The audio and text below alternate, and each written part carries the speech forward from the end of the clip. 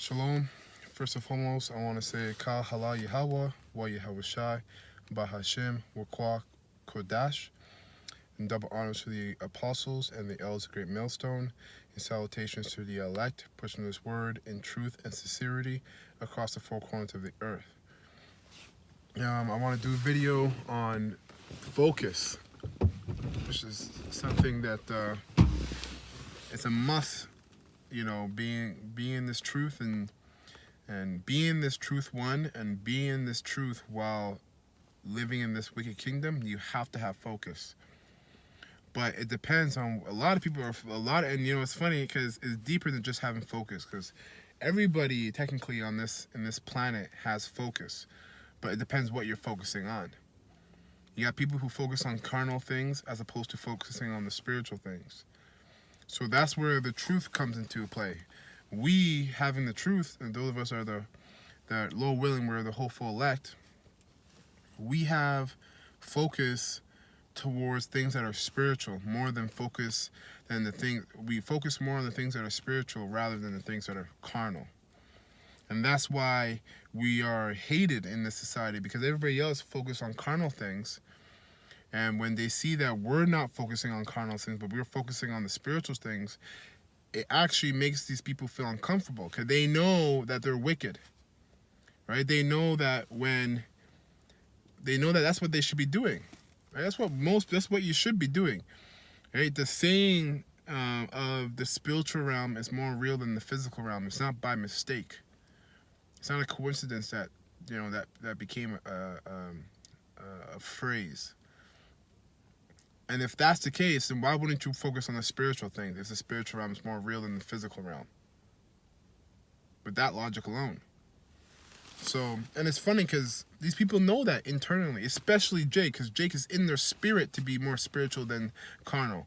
But they're doing the complete opposite. That's why their minds are ass backwards, man. They're completely jacked up and don't know what they're doing. And but at the same time, they do know what they're doing. It's just complete confusion, which is what's causing the mass amount of wickedness in the nation of Israel. Right? That's why we're under these curses. So I'm gonna read two scriptures. I'm gonna start off with Colossians chapter 3, and I'm going to start from 1. Colossians 3 and 1.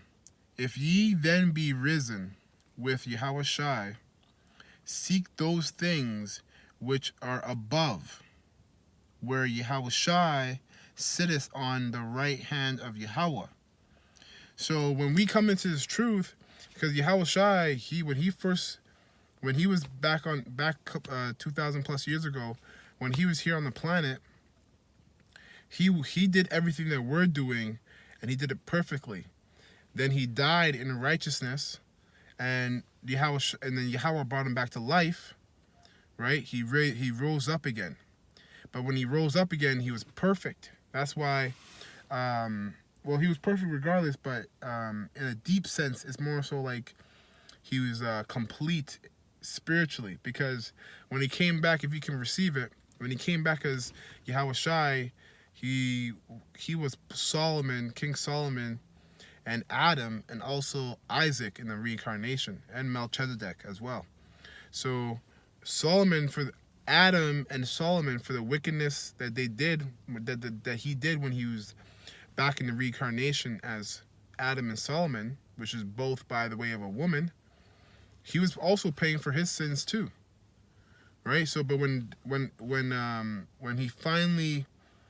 he passed away on the cross, I think it said, and it is finished.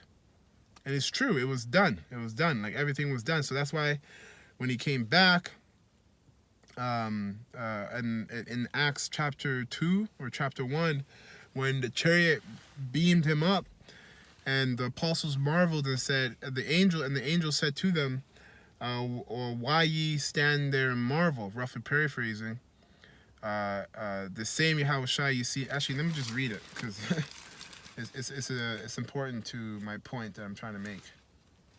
So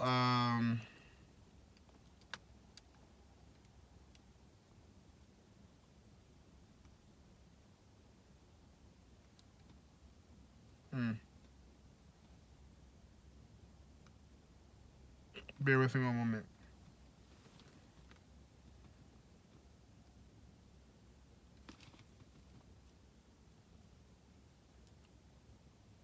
Okay, so I'm gonna start at Acts chapter 1, verse 10. This is the point. And while they looked steadfastly towards heaven as he went up, behold, two men stood by them in white apparel. So those were the angels, right? Those were angels. And it was the apostles watching Yahushua get beamed up into a chariot. Verse 11, which also said, Ye men of Galilee, why stand ye gazing up into heaven? This same Yahushua, which is taken up from you into heaven, shall come in like manner as ye have seen him go into heaven.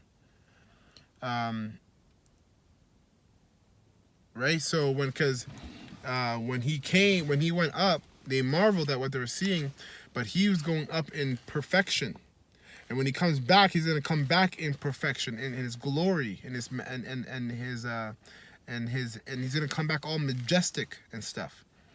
Right? So and that's what happens when you come into this truth. You're building towards that. You change, you grow, you're completely a new man. Almost to the point where you almost look majestic to these people who are carnal, man, to these carnal-minded people. All right, Jake and the other nations. Okay, now how they react to you being a new man is different. That's a whole different story, because most of these people react wickedly to you becoming a new man, because you're learning that you're starting to become more righteous and not do wicked things with them anymore. Your friends. That's why when you first come into the truth, you receive all this opposition from the closest people to you when you were in the world. Right? Because you're outgrowing them. So when it says, if ye be risen with Yahushua, so that's what it means to be risen with Yahushua. You can't be risen with Yahushua if you're not in the truth. It makes no sense. Right? But being in the truth, when you come to this truth, now you're being risen with Yahushua. All right? Spiritually right now. Right, because it is going to come a time where we're actually going to physically get beamed up like Yahushua did, and our bodies are going to be changed before we get into the chariots. So by the time we get into the chariots, our bodies are going to be spiritual, angelic bodies, majestic bodies like Yahushua had when he went up and into the chariots. So it's going to be the same thing, but Yahushua did it first because he is the first begotten Son, right? So, if ye be risen with Yahushua, seek those things which are above, which Yahushua sitteth, where Yahushua sitteth on the right throne of Yahweh. Set your affection on things above. So, what it means by things above, the things in the spiritual realm, right, in heaven, which are spiritual, not on things on the earth. Hence the word carnal. Right? Not the things that are earthly, not the things that are carnal. So money, women, materialistic things, right? Your job. Focus on the Most High, and everything will work in conjunction, and everything will work in order for you, because you're focusing on the Most High. If you serve the Most High while Yahushua, and you focus on them, and you submit yourself to them, all right, and you humble yourself to them, okay, and you listen to them and you love them, trust me, everything else in the carnal world is going to come together and work for your own favor and work for your own good. It's just how that works. Verse 3, for ye